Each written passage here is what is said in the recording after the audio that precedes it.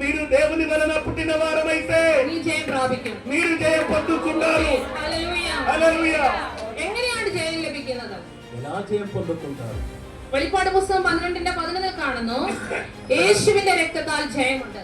ప్రకటన గ్రంథం 12వ అధ్యాయం 11వ వచనములో ఆయన రక్తము చేత, యేసయ్య రక్తము చేత మనకు జయమున్నది. യേശുവിന്റെ രക്തത്താൽ ജയമുണ്ട്. యేసయ్య రక్తము ద్వారా మనకు జయమున్నది.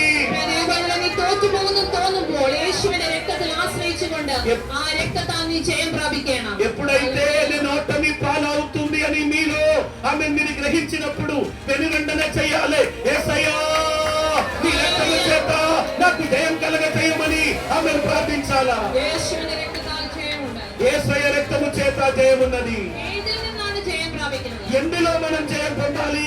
రోమర్ 8:35 മുതൽ 37 വരെയുള്ള വാക്യങ്ങൾ നാം കാണുന്നു. రోమిలికి రాసినటువంటి పత్రిక 8వ అధ్యాయం 35 వచనం మొదలుకొని 37 వరకు ఉన్నటువంటి వచనాల్లో ఇలా కనబడుతుంది. కష్టత, పట్టణి, ఉపద్రవం, సంకటం ఎల్లటిలో നിങ്ങൾ జయం ప్రాപിക്കുന്നു. చూడండి, ఆకలి కావచ్చు, ఆమె మిగతా కొన్ని లిస్టులు అక్కడ చెబుతున్నారు, వాటన్నిటిలో మనం జయం పొంది ఉన్నాము. നമ്മുടെ ജീവിതത്തിൽ കടന്ന ഏത് പ്രതിസന്ധികളിൽ നിന്നും നമുക്ക് జయం പ്രാപിക്കാൻ మన జీవితంలో ఎదురయ్యే ప్రతి పరిస్థితుల మీద మనం గెలుపు పొందుకుందాము. കഷ്ടതയായിക്കൊള്ളട്ടെ, പട്ടിണിയായിക്കൊള്ളട്ടെ, രോഗമായിക്കൊള്ളട്ടെ, ഉപദ്രവങ്ങളായിക്കൊള്ളട്ടെ, ഏതിൽ നിന്നും നിങ്ങൾക്ക് జయం പ്രാപിക്കുവാൻ കഴിയും. అది ఆకలి కావచ్చు, ఇబ్బందులు కావచ్చు, రోగాలు కావచ్చు, ఏదేమైనా ప్రతి దానిలో మనం జయం పొందగలుగుతాము.